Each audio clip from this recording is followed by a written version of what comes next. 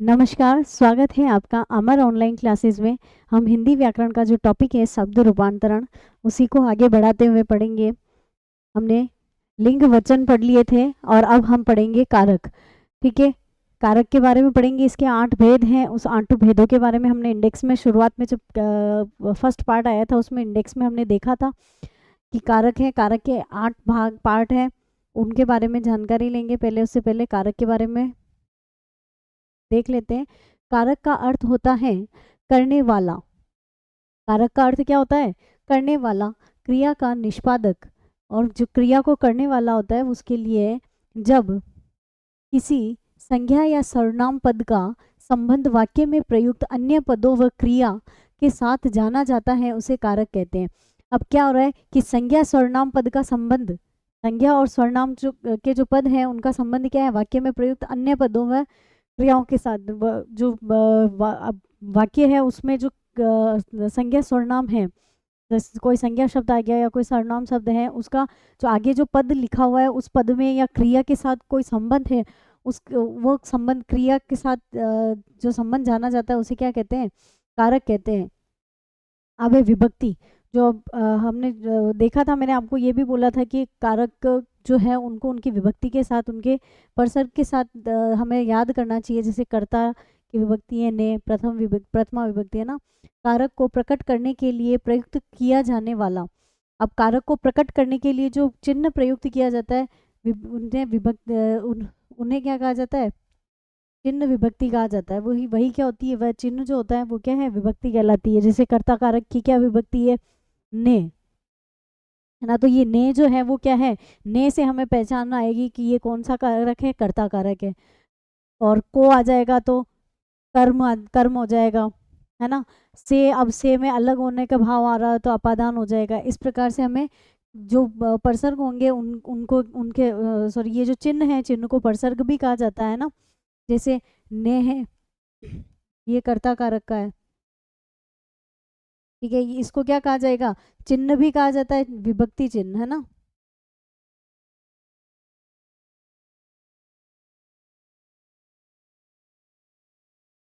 या क्या कहा जाएगा? परसर्ग।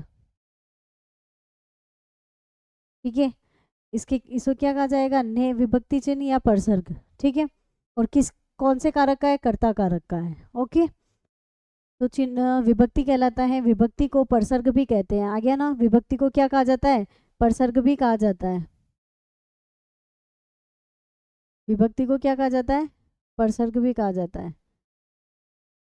नेक्स्ट, भेद है। हिंदी कारक में कितने भेद माने गए हैं? 8 भेद माने गए। कितने भेद माने गए हैं हिंदी कारक में? 8 भेद माने गए हैं। ठीक है, पहला है आपका 8 भेद में पहला भेद है आपका कर्ता। कर्ता कारक है। क्रिया को करने वाले वाले को व्याकरण में कर्ता कहा जाता है। जो कार्य को कर रहा है, जैसे मैं अभी आपको पढ़ा रही हूँ, तो मैं पढ़ा रही हूँ तो मैं क्या हूँ? मैं करता हूँ, है ना। मेरे द्वारा कार्य किया जा रहा है तो कर्ता, व्याकरण में कर्ता कारक कहते हैं। कर्ता कारक का चिन्ह ने होता है। कर्ता कारक का चिन्ह क्या होता है? परसर्ग क्या होगा? ने।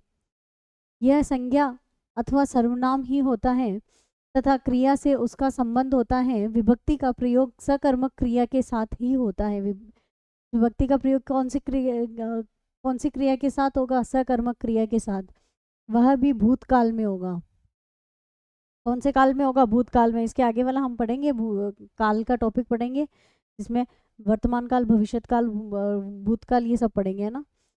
जैसे राधा ने नृत्य किया। राधा ने क्या किया? नृत्य किया। अब ये राधा करता है और कर्ता के साथ आ रहा है ये ने। ठीक है, किया यानी वो कर चुकी है, भूतकाल हो गया, है ना। और ये कौन सी क्रिया है? सकर्मक क्रिया है। कर्म आ रहा है ना साथ में, नृत्य कर रही है वो, है ना। शाम करता है, ने परसर्ग हो गया, पत्र कर्म हो गया, और लिखा भूतकाल का बोध करा रहा है ना। क्रिया भूत, कौन सी क्रिया है? भूतकालिक क्रिया है। तो शाम ने पत्र लिखा। मीना, ऐसे कैसे यही है, मीना ने गीत गाया, ने परसर्ग। उसने पढ़ाई की होती तो पास हो जाता, उसके साथ क्या लगा है? ने। उसने पढ़ाई की होती तो पास हो जाता। नेक्स्ट, अब है दूसरा कर्म। कर्म कारक, है ना। कर्ता कारक हो गया, कर्म कारक। ठीक है, कर्म कारक क्रिया का फल जिस शब्द पर पड़ता है। अब क्रिया का फल जिस शब्द पर पड़ रहा है, जो क्रिया हो रही है वो क्रिया का फल जिसके ऊपर पड़ेगा उसे क्या कहा जाता है? कर्म कहा जाता है। ठीक है। कर्म कारक की विभक्ति चिन्ह को है। क्या है? विभक्ति चिन्ह इसका क्या है? को। कर्ता का ने, कर्म को, विभक्ति विभक्ति को का प्रयोग केवल सजीव कर्म कारक, सजीव, ठीक है, सजीव कर्म कारक के साथ ही होता है। जो सजीव होता है उसी के साथ होता है, निर्जीव के साथ नहीं होता है। ऐसे थोड़ी ना होगा टेबल को बुलाओ, टेबल को तो नहीं बुला सकते ना, निर्जीव है वो, है ना। तो सजीव कर्म के साथ ही होता है, निर्जीव के साथ नहीं होता है। जैसे राधा ने, ये ने, राधा और ने ऐसे पूछा जाए तो इसमें कौन सा कारक है? कर्म, कर्ता कारक है। नौकर को, है ना ये। अब बुलाना है, बुलाना किसको बुलाना है? राधा को बुलाना है, नौकर को बुलाना है? नौकर को बुलाना, तो ये इसके साथ क्रिया का असर इस पे पड़ रहा है ना, नौकर के ऊपर, तो ये यहाँ पर को परसर्ग आया और ये कौन सा कारक हो गया? कर्म कारक हो गया, है ना। वह पत्र लिखता है ना। अब यहाँ पर आपको को नहीं दिख रहा होगा, पर तो फिर अगर आप आपको ऐसे परसर्ग नहीं दिखता है तो आप किसको, वह किसको लिखता है? पत्र को लिखता है ना। आया आंसर? तो यहाँ पर क्या है? को साइलेंट हो रहा है, जैसे इंग्लिश में साइलेंट होता है ना वर्ड, वैसे छुपा हुआ है। यहाँ पर आएगा को। वह पत्र को लिखता है। स्वाति कॉलेज जा रही है, स्वाति कॉलेज जा रही है, यहाँ पे भी नहीं आ रहा है, तो बताओ देखे कहाँ आएगा इसमें?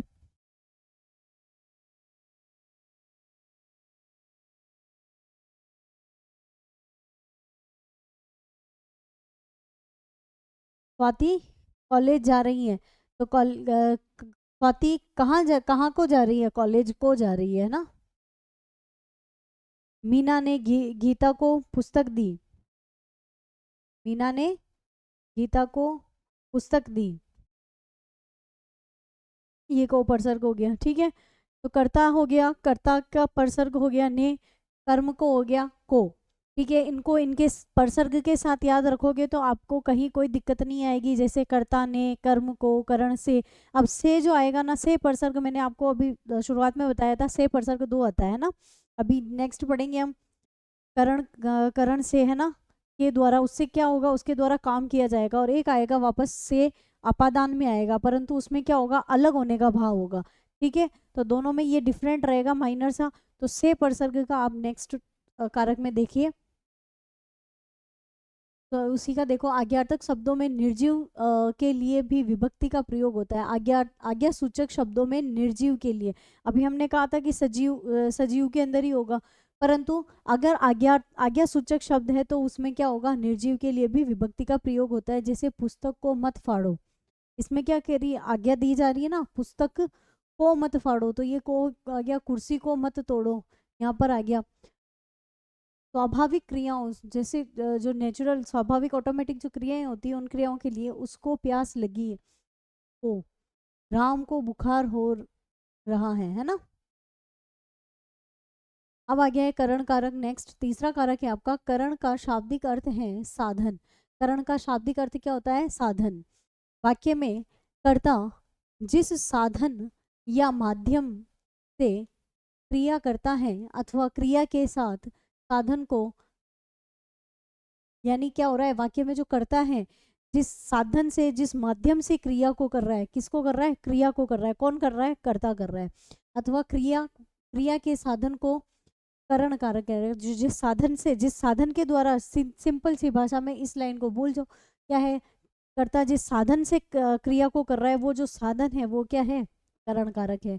करण कारक की विभक्ति क्या होती है? से। ठीक है, या फिर क्या होती है? के द्वारा।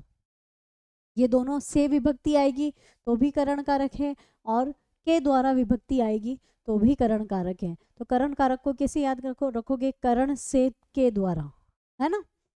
जैसे मैं कलम से लिखता हूँ, आ गई यहाँ पर से विभक्ति। मैं किससे लिख रहा हूँ? कलम से लिख रहा हूँ। मैंने गिलास से पानी पिया, मैंने किससे पानी पिया? गिलास से पानी पिया। सानिया बैट से खेलती है, किससे खेल रही है सानिया? बैट से। मैंने दूरबीन से पहाड़ों को देखा, मैंने दूरबीन से तो पहाड़ों को देखा, है ना। करण कारक के अन्य प्रयोग इस प्रकार हैं। क्रिया संपादित करने के क्रम में, अब क्रिया क्या हो रही है, संपादित क्रिया पूर्ण कंप्लीट हो रही है, उसके क्रम में क्या होगा, प्रिया पेंसिल से चित्र बनाती है। किससे बना रही है, पेंसिल से।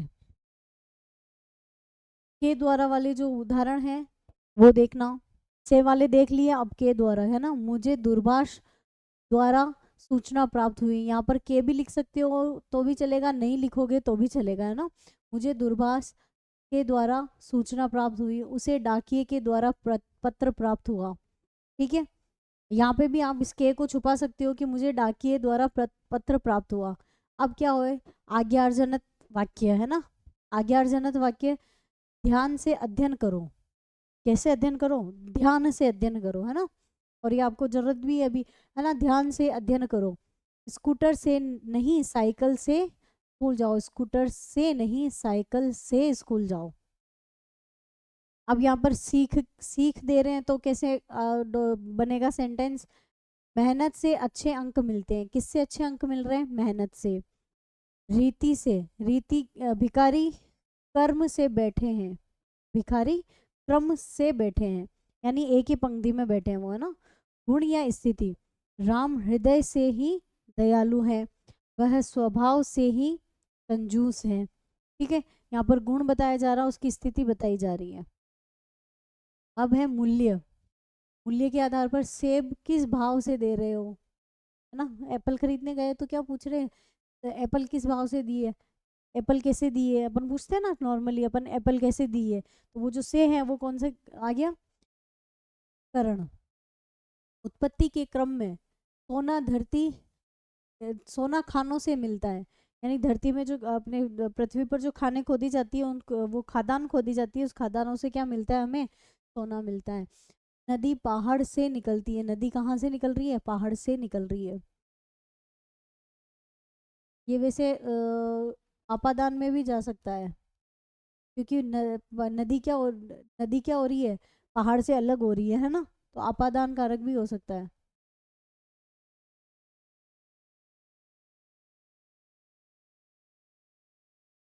क्योंकि अलग होने का भाव आ रहा है। दूरी बताने में, आगरा दिल्ली से दूर नहीं, आगरा क्या है, दिल्ली से दूर नहीं। तुलना करने में, अगर ये जो सेंटेंस है मैंने बोला अपादान कारक है, तो अगर आप ऑप्शन में अपादान कारक नहीं हो तो आप करण कारक ही करेंगे पहले, है ना। ठीक है, तुलना करने में, मोहन सोहन से तेज भागता है, ये तुलना हो रही है ना, मोहन किससे तेज भाग रहा है, सोहन से। कमी दिखाना, माँ की किसी चीज़ की कमी दिखाना, बुखार से बहुत कमज़ोर हो गए हो, है ना, कमज़ोर हुआ है, किसके कारण, बुखार के कारण हुआ है।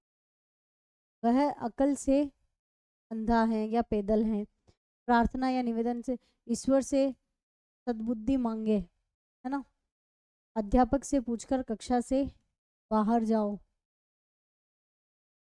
अब है आपका नेक्स्ट संप्रदान कारक, कौन सा कारक है आपका, संप्रदान कारक है। संप्रदान समधन प्रधान का शाब्दिक अर्थ होता है, किससे बना है संप्रदान, समधन प्रदान से बना है, जिसका शाब्दिक अर्थ होता है देना। क्या होता है, शाब्दिक अर्थ क्या होता है, देना शाब्दिक अर्थ होता है। वाक्य में कर्ता जिसे देता है अथवा जिसके लिए क्रिया करता है, अब वाक्य में जो करता है वो कर्ता क्या कर रहा है, जिसको दे रहा है या जिसके लिए क्रिया कर रहा है, जो सामने है उसके लिए क्रिया कर रहा है, तो वो जिसके लिए क्रिया कर रहा है उसे क्या है, संप्रदान कारक कहेंगे। जब कर्ता स्वत्व हटाकर दूसरे के लिए दे देता है उसे संप्रदान कारक होता है। संप्रदान कारक की विभक्ति के लिए और को, संप्रदान के लिए को है, इसकी विभक्ति क्या है, के लिए और को, के वास्ते, के निमित्त, के हेतु भी कह सकते हैं इसको। के लिए या को क्या कहते हैं, के वास्ते, उसके लिए, है ना, के निमित्त, उसके निमित्त, के हेतु, इस हेतु, है ना, भी कह सकते हैं। जहाँ द्विकर्मी हो वहाँ विभक्ति को दो कर्म हो, जहाँ पर क्या होगा, दो कर्म होगा तो वहाँ कौन सी विभक्ति आएगी, को का प्रयोग होता है। जैसे के लिए के उदाहरण क्या है, सैनिकों ने देश की रक्षा के लिए बलिदान दिया, सैनिकों ने किसकी रक्षा के लिए बलिदान दिया, देश की रक्षा के लिए बलिदान दिया, है ना, तो ये के लिए विभक्ति आ रही है। सैनिक है कर्ता, परंतु किसी और के लिए कार्य कर रहे हैं, किसके लिए कार्य कर रहे हैं, वो देश के लिए है ना, देश के लिए कार्य करते हैं, तो उसके लिए क्या आ रहा है, के लिए आ रहा है। लोगों ने बाढ़ पीड़ितों के लिए, लोगों ने कार्य किया है, किसके लिए किया है, बाढ़ पीड़ितों के लिए किया है, क्या कार्य किया है, दान दिया है ना।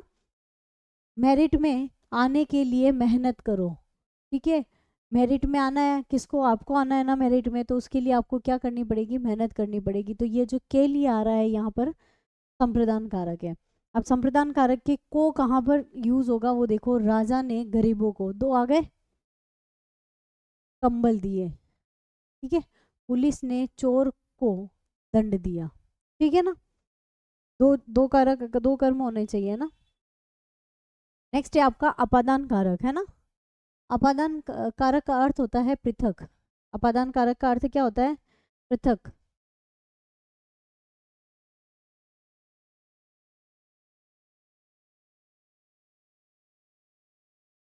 अपादान कारक का अर्थ होता है पृथक होना या अलग होना, ठीक है, मैंने शुरू में बोला था कि अलग होने का भाव होगा वो क्या होगा, अपादान। यहाँ पर भी विभक्ति इसके परसर्ग क्या होगा, से। संज्ञा या सर्वनाम के जिस रूप से एक वस्तु का व्यक्ति, एक वस्तु का व्यक्ति का दूसरी वस्तु या व्यक्ति से, है ना, दूसरी व्यक्ति या वस्तु से अलग होना या तुलना करने का भाव हो, तो वहां कौन सा कारक होगा, अपादान कारक होगा। मतलब एक चीज से दूसरी चीज का क्या होना है, अलग होना है ना।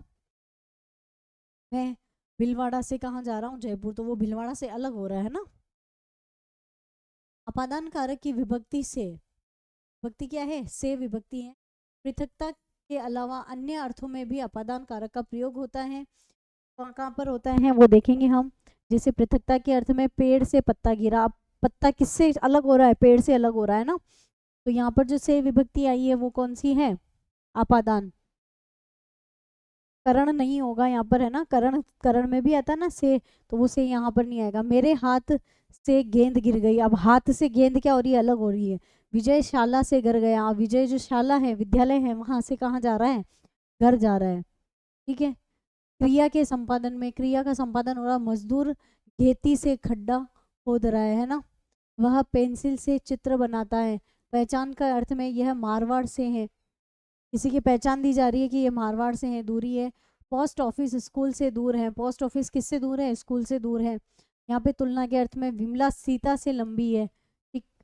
शिक्षा के शिष्य गुरु से शिक्षा ग्रहण करता है, किससे ग्रहण कर रहा है, गुरु से शिक्षा ग्रहण कर रहा है। नेक्स्ट है आपका संबंध कारक। संबंध कारक है शब्दों का वह रूप जो दूसरे संज्ञा या सर्वनाम शब्दों से संबंध बतलाए एवं संबंध कारक कहलाता है। वो क्या एक दूसरे से क्या बताएगा, आप एक का दूसरे के साथ क्या बताएगा, संबंध बताएगा, वहाँ संबंध कारक होगा। इसमें का के की होता है ना, संबंध कारक की विभक्ति का के की रा रे री एवं ना ने नी है। इस प्रकार, जो कि इस प्रकार है, इसके उदाहरण स्वामित्व में क्या होगा, अजय की पुस्तक गुम हो गई। यहाँ पर क्या आ रहा है कि किसकी पुस्तक गुम हो गई है, अजय की। संबंध है ना, पुस्तक किसकी है, अजय की पुस्तक है। अपना पर्स संभाल कर रखो, अपना पर्स है ना, यहाँ पर ना आ रहा है। मेरा चश्मा बहुत कीमती है, मेरा, है ना। विजय रिश्ता बताने के उपलक्ष्य में होगा, विजय अजय का भाई है। अमिताभ बच्चन कवि हरिवंश राय बच्चन के पुत्र हैं। रिश्ता बताया ना कि किसके पुत्र हैं, हरिवंश राय बच्चन के पुत्र। कौन है, अमिताभ बच्चन, ठीक है। नेक्स्ट, अवस्था के आधार पर, अवस्था के अनुसार मेरी उम्र 50 वर्ष है, मेरी उम्र क्या है, 50 वर्ष है। यह युवक 30 वर्ष का है। 40 धातु के आधार, धातु जो है उसके बारे में बताएंगे। 5 मिट्टी के घड़े लाओ, मैंने एक कांसे की कटोरी खरीदी, मेरी साड़ी सिल्क की है। पांचवी कक्षा में,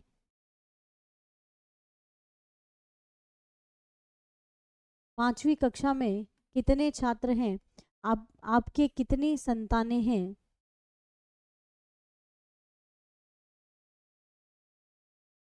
नेक्स्ट है आपका अधिकरण कारक। कौन सा कारक है आपका, अधिकरण कारक। वाक्य में प्रयुक्त संज्ञा या सर्वनाम के जिस रूप से क्रिया के आधार का बोध होता है उसे अधिकरण कारक कहते हैं। में क्या हो रहा है, संज्ञा सर्वनाम के संज्ञा जो संज्ञा और सर्वनाम है कि उसके संज्ञा सर्वनाम का जो रूप आएगा उसके आधार पर क्या होगा, क्रिया का बोध होगा, उसे क्या कहेंगे, अधिकरण कारक कहेंगे। अधिकरण कारक की विभक्ति में और पर।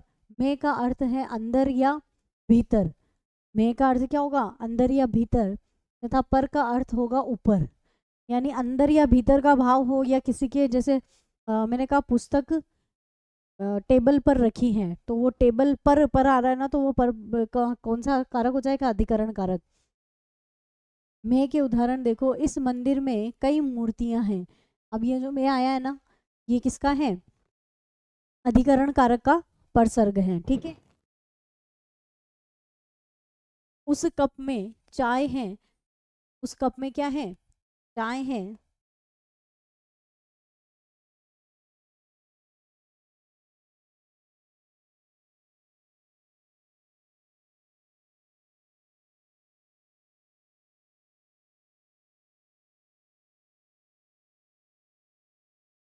कप में चाय है, मेरे पर्स में पैसे व ड्राइविंग लाइसेंस हैं, टायर में हवा कम है, बगीचे में छायादार पेड़ है।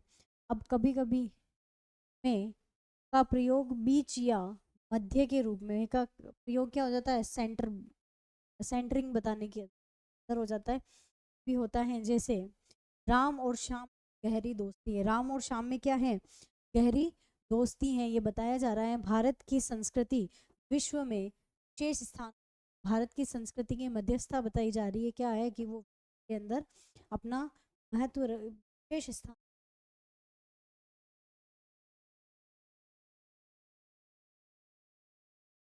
पर पुस्तक रखी है, पेड़ पर चिड़िया बैठी है। निश्चित समय बताने के लिए परीक्षा की समाप्ति की घंटी घंटी 3 बजने पर लगेगी। कितने बजने पर लगेगी, परीक्षा की समाप्ति की घंटी 3 बजे परीक्षा समाप्त हो जाएगी। प्रति आधे घंटे पर चेतावनी घंटी लगानी है, प्रति आधे घंटे पर क्या लगानी है, चेतावनी घंटी लगानी है। महत्व बतलाने के आधार पर कदम कदम पर पुलिस का पहरा है, बहुत से सैनिक सीमा पर तैनात हैं, हमें अपनी जबान पर अटल रहना चाहिए। ठीक है, ये आपका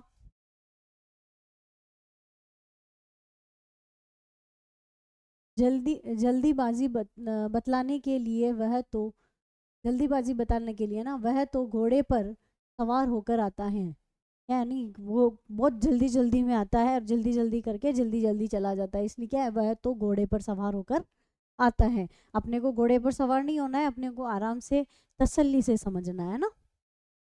संबोधन आपका अंतिम है, ये संबोधन वाक्य में जब किसी संज्ञा व सर्वनाम को पुकारा जाए अथवा संबोधित किया जाए उसे संबोधन कारक कहते हैं। संबोधन में पुकारने, बुलाने एवं सावधान करने का भाव होता है। संबोधन कारक के विभक्ति चिन्ह है हे ओ अरे, क्या होगा, हे ओ अरे, और इनका इनके साथ कौन सा ये चिन्ह लगेगा, है ना। हे भगवान,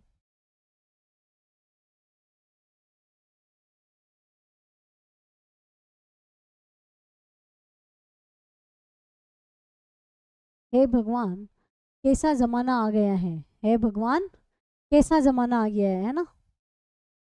हे ईश्वर मेरा पोता कहाँ गया, ये चिन्ह जो है ना विस्मयादि बोधक चिन्ह बोलते हैं इनको। ये चिन्ह इनके साथ हमेशा संबोधन कारक के साथ प्रयुक्त होते हैं, ठीक है।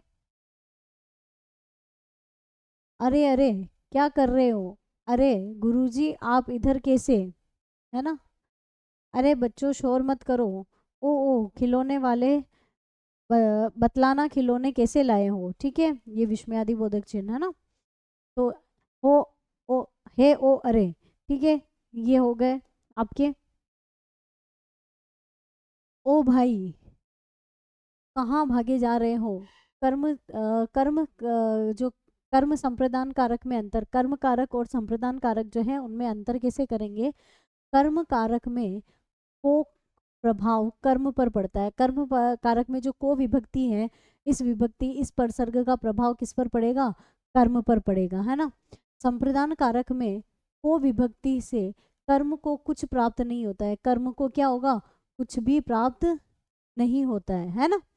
और अगर कुछ प्राप्त होता है वो कर्म पर प्रभाव पड़ रहा है तो वो कर्म कारक हो गया, कर्म पर प्रभाव नहीं पड़ रहा है तो वो संप्रदान कारक हो गया। कर्म कारक में को विभक्ति का फल कर्म पर होता है, पर संप्रदान कारक में को विभक्ति कर्ता के द्वारा देने का भाव होता है। अब कर्म को विभक्ति का जो को परसर्ग है उसका प्रभाव अगर कर्म पर पड़ रहा है तो कर्म कारक है, और उसके द्वारा जो देने का भाव अगर कर्ता पर आ रहा है तो वो कौन से हो जाएगा, संप्रदान हो जाएगा। ठीक है। करण कारक व अपादान कारक में अंतर, करण कारक और अपादान कारक में, है ना, दोनों की विभक्ति से होती है ना। करण कारक में से क्रिया का साधन है, जबकि अपादान से अलग होने का भाव है। मैंने क्या बोला कि अलग होने का भाव आते ही कौन सा करना है, अपादान करना है, बाकी करण करना है, क्योंकि वो क्रिया का साधन होगा, है ना। करण कारक से क्रिया का फल प्राप्त होता है, करण कारक से क्या होता है, क्रिया का फल प्राप्त होता है, जबकि अपादान कारक से तुलना होती है, दूरी होती है, डरने या सीखने का भाव होता है ना। संज्ञाओं की कारक रचना, संस्कृत में भिन्न आकारांत पुल्लिंग संख्या के वचन में अंतिम आ को ए कार में परिवर्तित कर देते हैं, जैसे घोड़ा, घोड़े, घोड़े ने, घोड़े से, है ना। संस्कृत में भिन्न शब्दों में विभक्ति का प्रयोग होने पर संज्ञाओं के बहुवचनात्मक रूपों के साथ ओ या यो का प्रत्यय जोड़ देते हैं। गधे, गधों ने, गधों को, गधों से, डाली का होगा डालियों, डाली का हो गया डालियों ने, डालियों को, डालियों से। ठीक है।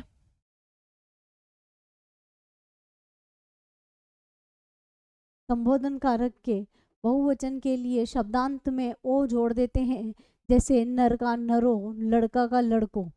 ठीक है। ये कुछ नियम थे पीछे वाले, जो संस्कृत में कुछ चेंज होता है हिंदी से, उसके नियम थे। आपको कारक के सारे याद रखने हैं।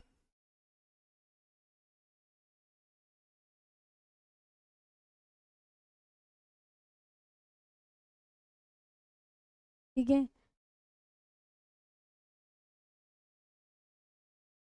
कर्ता ने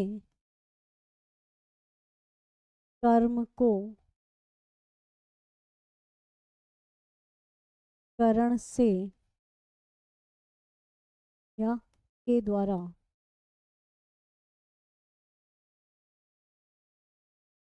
ने कर्म को करण से संप्रदान के लिए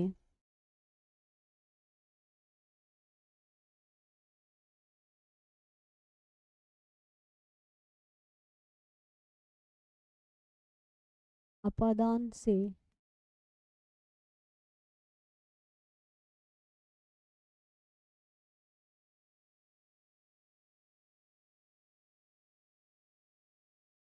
अलग होना ना,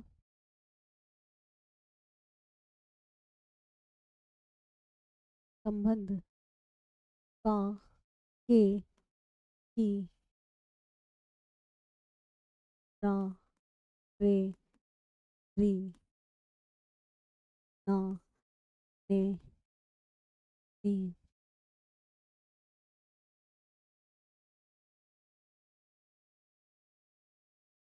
अधिकरण में पर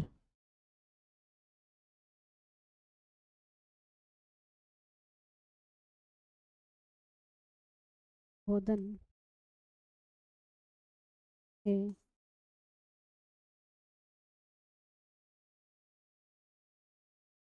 अने। ठीक है।